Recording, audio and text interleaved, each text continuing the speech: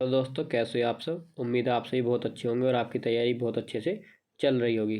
तो दोस्तों ये हमारा हिंदी का प्रैक्टिस सेट होता है डेली शाम को 6 बजे, जैसे कि आपको पता ही है। तो आज हम 25 क्वेश्चन करने वाले हैं। तो सबसे पहले हमारा क्वेश्चन है, मयंक सुंदर है, वह हंसमुख भी है, इस वाक्य का सरल वाक्य में रूपांतरण होगा। देखिए इसको चेंज करना है सरल वाक्य में। तो देखिए वह मयंक सुंदर है तथा हंसमुख भी है, तो ये नहीं होगा, बीच में तथा आ गया। एक वाक्य आपका पूरा हो चुका है, मयंक सुंदर है, फिर दूसरा वाक्य है कि हंसमुख भी है, तो ये आपका साधारण वाक्य नहीं होगा। इसमें बीच में कॉमा लगा दिया गया है, मयंक सुंदर है और हंसमुख है। देखिए और तो है लेकिन दो वाक्य और से जुड़े हुए नहीं है, और से उसकी दो विशेषताओं को बताया गया है, मयंक सुंदर और हंसमुख है। कोई भी एक वाक्य पूरा नहीं हुआ, ये सिर्फ एक ही वाक्य है और इसमें पहले ही एक वाक्य को पूरा कर दिया गया था, मयंक सुंदर है। मयंक सुंदर भी है, एक वाक्य इसमें भी पूरा कर दिया गया, तो ऑप्शन नंबर सी आपका करेक्ट होगा। नेक्स्ट क्वेश्चन, अपनी पारिभाषिक शब्दावली के निर्माण में शब्द लिया जाता है।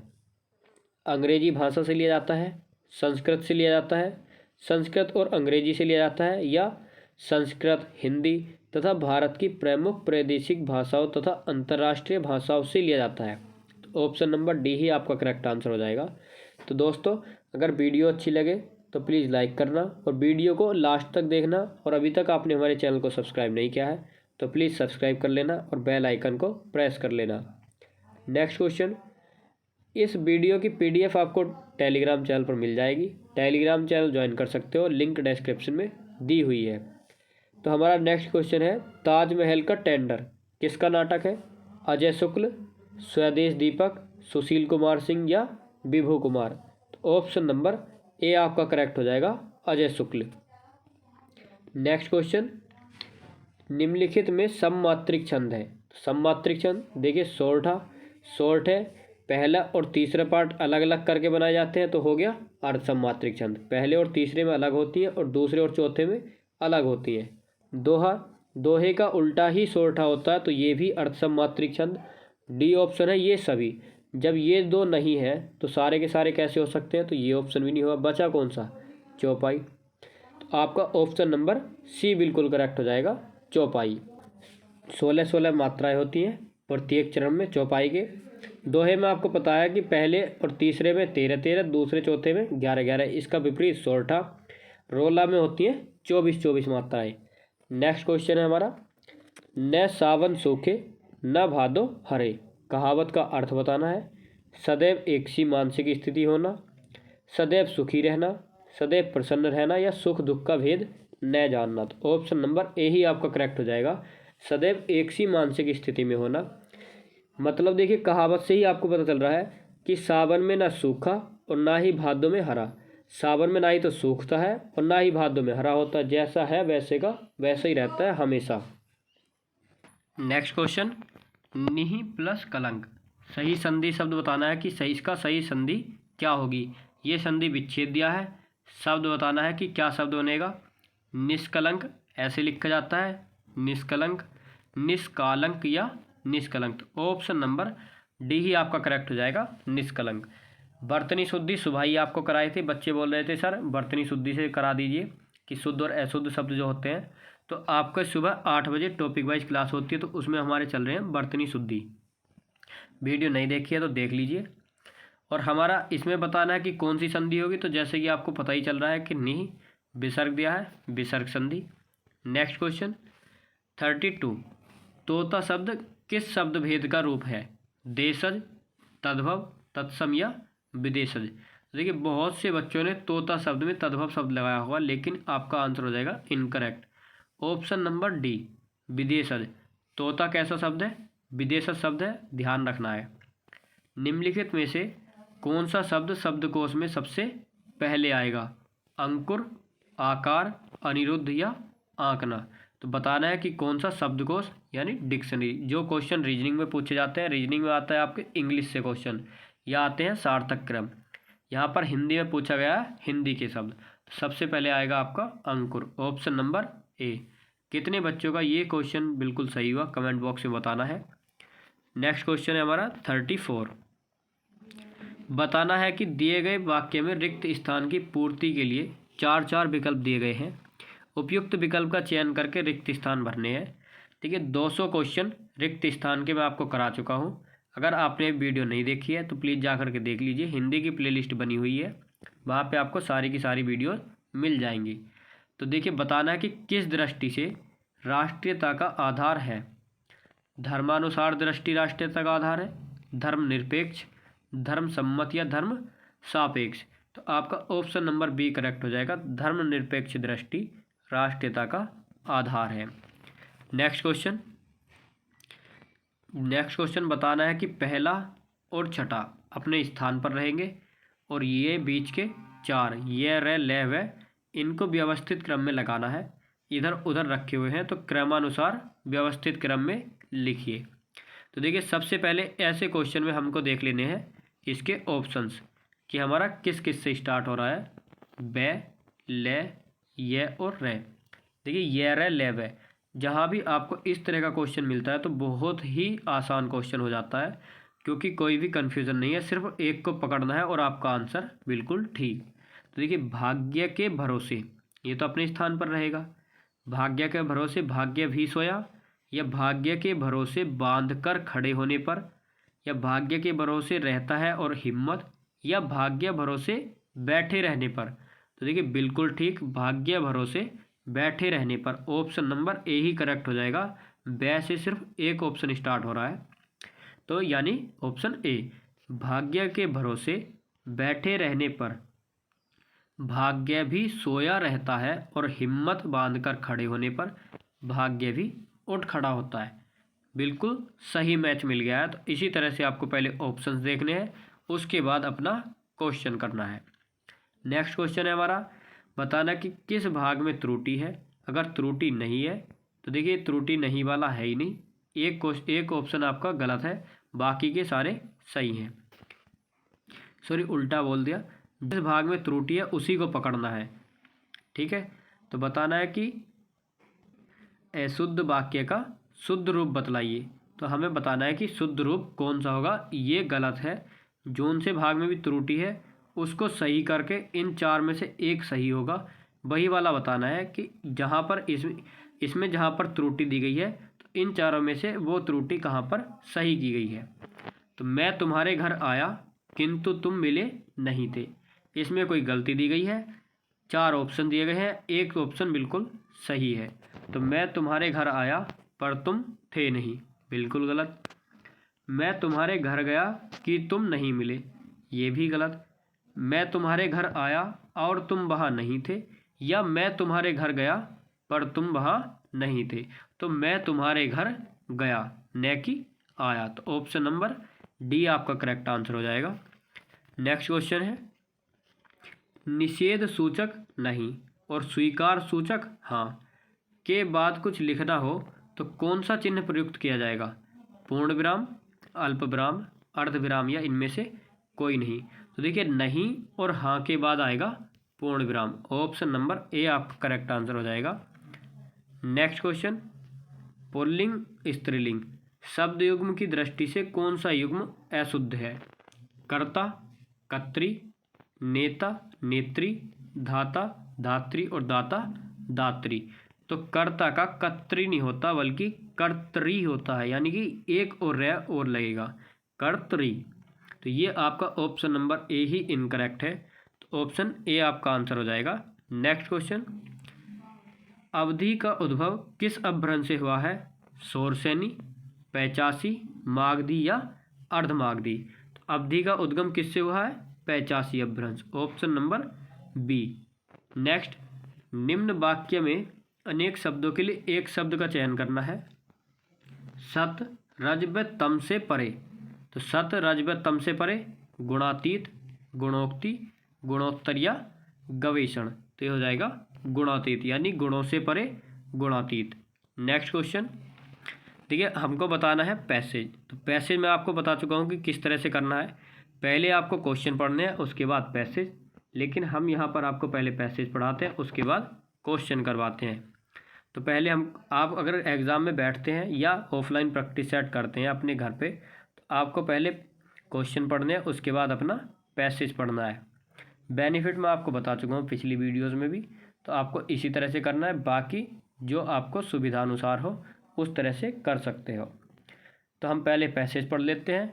तो पैसेज है आज का हमारा, व्यक्ति संबंधहीन सिद्धांत मार्ग निश्चयात्मक बुद्धि को चाहे व्यक्त हो पर प्रवर्तक मन को अव्यक्त रहते हैं।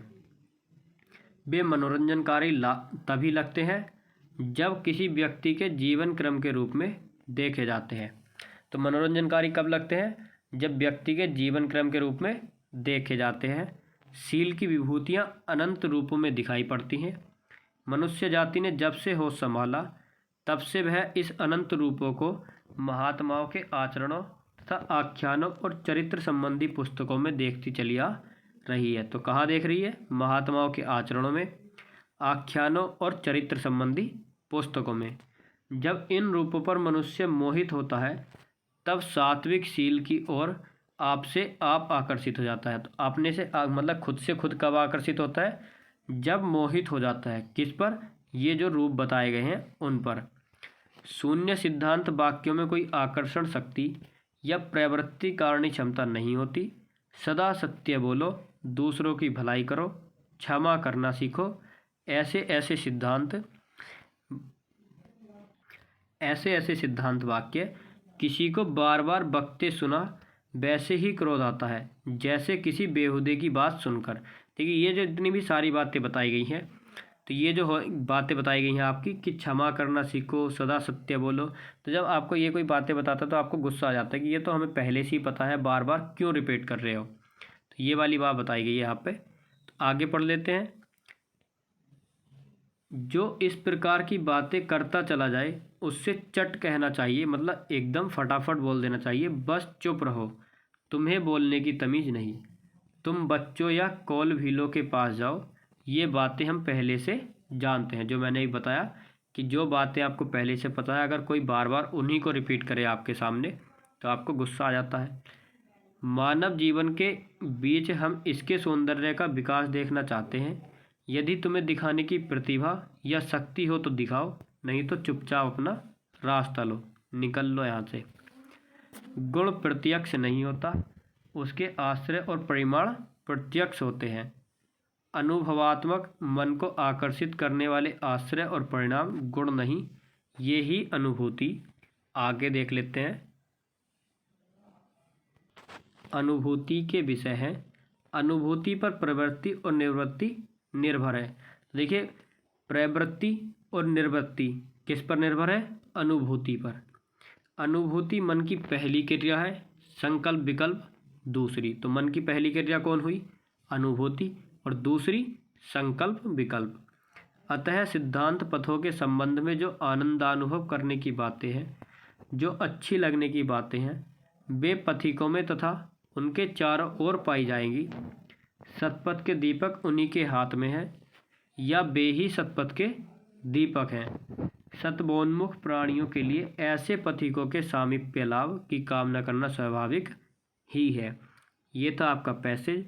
वीडियो रोक करके भी पढ़ सकते हो, या आवाज़ बंद करके भी आप पढ़ सकते हो, या जो ऐसे मैंने आपको समझा करके पढ़ाया है आप ऐसे भी पढ़ सकते हो। अब देख लेते हैं इसके आंसर।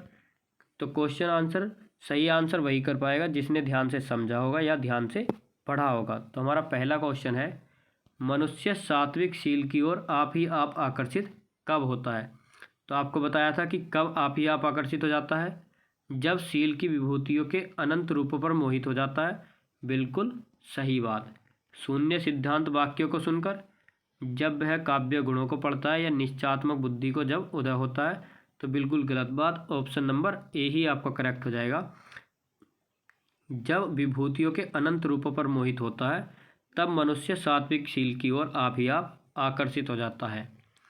नेक्स्ट, प्रवृत्ति और निवृत्ति किस पर निर्भर करती है? बताया था मैंने, अनुभूति पर। आया था क्वेश्चन में, ऑप्शन नंबर सी आपका करेक्ट हो जाएगा, अनुभूति पर। नेक्स्ट क्वेश्चन, मन की दूसरी क्रिया क्या है? मन की पहली क्रिया ही बताई थी और मन की दूसरी क्रिया ही बताई थी। तो मन की दूसरी क्रिया क्या थी? संकल्प और विकल्प। राइट आंसर होगा आपका option number D. Next question, देखिए ये होती है बात समझ के पढ़ने की। अगर आप पहले क्वेश्चन पढ़ते तो ये दोनों क्वेश्चन प्रवृत्ति और निवृत्ति किस पर निर्भर करती है, पैसेज पढ़ते पढ़ते आप इसका आंसर कर देते। और मन की दूसरी क्रिया क्या है ये भी साफ साफ लिखा था। इसलिए आपसे बोलता हूँ कि पहले क्वेश्चन पढ़िए उसके बाद पैसेज पढ़िए। अगर आप पैसेज को समझ के पढ़ते हो तब आपके आराम से आंसर हो जाएंगे। नेक्स्ट क्वेश्चन है हमारा, व्यक्ति संबंधहीन सिद्धांत मार्ग मनोरंजनकारी कब लगते हैं। तो व्यक्ति संबंधहीन सिद्धांत मार्ग मनोरंजनकारी कब लगते हैं, निश्चयात्मक बुद्धि के अभाव में, सिद्धांतकारी वाक्यों को सुनकर, जब वे किसी व्यक्ति के जीवन क्रम के रूप में देखे जाते हैं तब, यह सत्वोन्मुख प्राणियों के वचन सुनकर। तो बताना है कि कब लगते हैं, तो ये लगते हैं आपके जब वे किसी व्यक्ति के जीवन क्रम के रूप में देखे जाते हैं। नेक्स्ट क्वेश्चन, ये पैसेज का लास्ट क्वेश्चन है, मानव जीवन के बीच हम किस सौंदर्य का विकास देखना चाहते हैं, संकल्प विकल्प का, सिद्धांत वाक्यों में निहित बातों का, बच्चों को अच्छे अच्छे सिद्धांत वाक्य सुनाने का, या गुण और कथन का। ऑप्शन नंबर बी, जो सिद्धांत वाक्य निहित बातें हैं उनका। तो क्वेश्चन नंबर 46 बताना है कि कर्ण और कर्ण का क्या अर्थ होगा। तो पहले बताना है कर्ण का अर्थ, फिर बताना है कर्ण का अर्थ। कर्ण क्या होता है, ऊपर, ऊपरी, कोण की भुजा या कान। तो कर्ण होता है हमारा कान और कर्ण होता है साधन, जो आप कारक में पढ़ते हो। कारक की वीडियो जब कराई थी तो मैंने बताया था आपको कारण का क्या अर्थ होता है, सॉरी कर्ण का अर्थ क्या होता है, साधन, और इसके फैक्ट्स भी बताए थे। अगर आपने वीडियो नहीं देखी है तो जा कर के देख लीजिए, बहुत अच्छे से वीडियो कराई थी और बहुत सारे फैक्ट्स बता के। कारक ऐसे ही नहीं करा दी थी कि कर्ता ने कर्म को कर्ण से, इस तरह से नहीं। आप जा कर के वीडियो देखिए कि किस तरह से आपको कारक पढ़ाए हैं। नेक्स्ट क्वेश्चन है, बताना है कि इस शब्द का अर्थ नहीं है, किस शब्द का, गुरु शब्द का, कि गुरु शब्द का इनमें से कौन सा अर्थ नहीं है। 3 है और 1 नहीं है। उत्कोच, छंद में दीर्घ, माता पिता और शिक्षक। तो देखिए छंद में लघु और गुरु 2 होते हैं, गुरु शिक्षक होता है और सबसे बड़ा गुरु माता पिता। ऑप्शन नंबर ए आपका हो जाएगा, उत्कोच गुरु का अर्थ नहीं होता। नेक्स्ट क्वेश्चन, यथार्थ का विलोम बताना है कि यथार्थ का विलोम शब्द है कृत्रिम, आदर्श, उचित या अनुचित। यथार्थ का विलोम हो जाएगा आदर्श, ऑप्शन नंबर बी।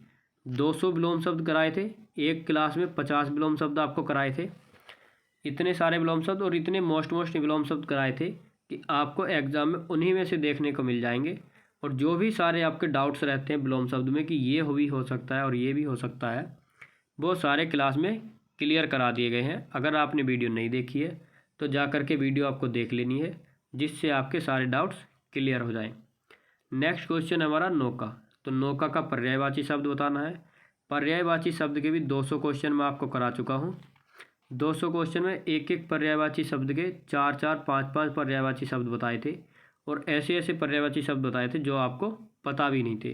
तो आप खुद से लगा सकते हो कि 200 क्वेश्चन में अगर इसका 5 से मल्टीप्लाई करो तो कितने पर्यायवाची हो जाएंगे। तो आप खुद से समझदार हो, जा कर के देख सकते हो वीडियो, उन्हीं में से पर्यायवाची शब्द आपको आपके एग्जाम में मिल जाएगा।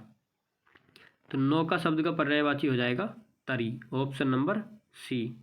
लास्ट आज का क्वेश्चन है, घर के लिए पर्यायवाची शब्द नहीं है। तो देखिए ये वाला ग्रह नहीं होगा, ये ग्रह होता है नक्षत्र वाला, ये वाला ग्रह होता है घर। आलय, निलय, निकेतन, ये सब घर के पर्यायवाची होते हैं। तो दोस्तों आज की वीडियो अगर आपको अच्छी लगी हो तो प्लीज़ लाइक करना, दोस्तों के साथ शेयर करना, और अभी तक आपने हमारे चैनल को सब्सक्राइब नहीं किया है तो प्लीज़ सब्सक्राइब कर लेना। और हमारी सारी वीडियोस की PDF आपको हमारे टेलीग्राम ग्रुप पर मिल जाएगी, जिसकी लिंक आपको डिस्क्रिप्शन में दी हुई है। वहाँ से जा कर के आप टेलीग्राम ग्रुप को ज्वाइन कर सकते हो। जो भी आपके डाउट्स या क्वेश्चन हो वो हमसे आप टेलीग्राम चैनल पर पूछ सकते हो। तो चलिए आज के लिए इतना ही।